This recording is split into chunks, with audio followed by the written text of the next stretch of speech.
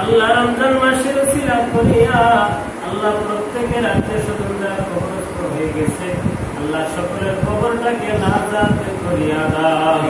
আল্লাহ সকলের আত্মীয় স্বজনকে আল্লাহ জান্নাতে হিসেবে ঘোষণা করে দাও। আল্লাহ আলামিন আমরা যারা হাত বাড়াইলাম আল্লাহ ইফতারে নিয়ে সামনে হাত বাড়াইছি রে মাওলা।